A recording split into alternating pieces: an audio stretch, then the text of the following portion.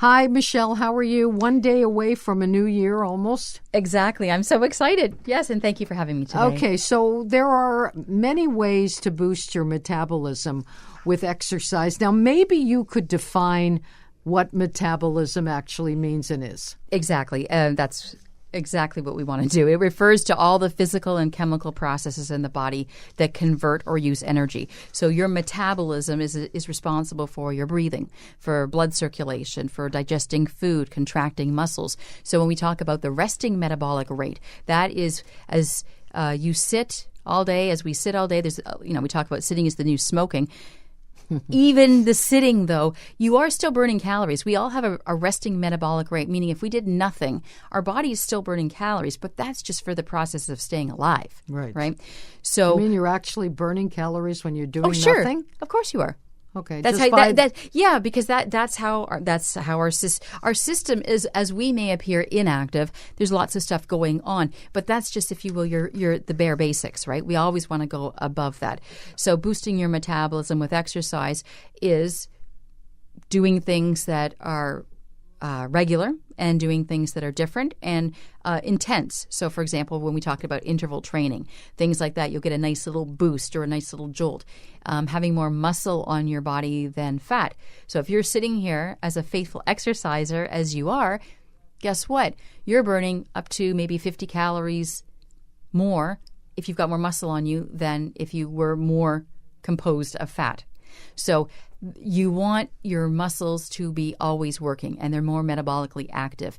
And also, what people also forget is when you exercise, it also sort of helps to regulate your eating, and eating in turn is like lighting that metabolic fire. Because what people forget about with metabolism is that while you can't affect your resting metabolic rate, that is based on your body weight, your body composition, and it's pretty much set. But what you can control is how it works on a day-to-day basis, again, by adding those little bursts of activity. Okay, now I wanted to ask you about what if someone is handicapped to a degree, either they're in a wheelchair or they walk with a cane or things of that sort. Do you take that into consideration and help people to that degree? If you're sitting in a chair, can you still have, you'll see many people who are marathon.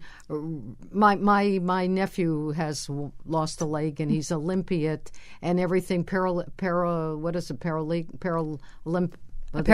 Yeah, okay. Yeah. So what do you do for people who have a handicap? I know that's not something we were going to talk about, but how does that work into all of that? Again, it falls within our mission. We're looking at the person, and we're customizing the program toward them. So whatever can move, we will move with it. So if you are, for example, if you're wheelchair bound, there's still a range of motion circulation exercises that we can do with the upper body. We can do some with the lower body. Basically, whatever is functioning, we want to enhance that function.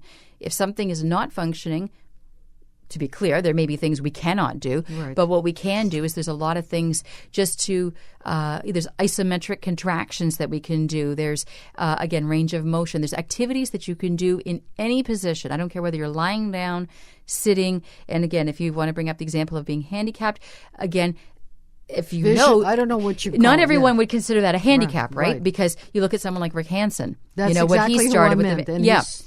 That's who I was trying to think of. So, to them, or if you're to them, it's not a handicap. That's just the way they are, just like we are the way we are. Yeah. Let's face it, most people that have a quote-unquote a healthy working body don't use it properly and certainly don't use it to its fullest potential. Well, I just want to sort of cover all bases that people will realize that Medfit Rehab can do a stretch of things. And, they don't stop and saying, because you're this, we can't do that. You can do that as well. You just design the program for that individual. We work with people who are visually impaired. We work with people who have diabetes. We work with people who might be limbless. Whatever the case might be, we work with people, period. Okay, well, you can do so many things for so many people, and I just hope that people in the new year coming up will start using their body to their advantage rather than disadvantage. Thank you, I agree. Michelle. Thanks for joining us. You're welcome. Thanks, Zelda.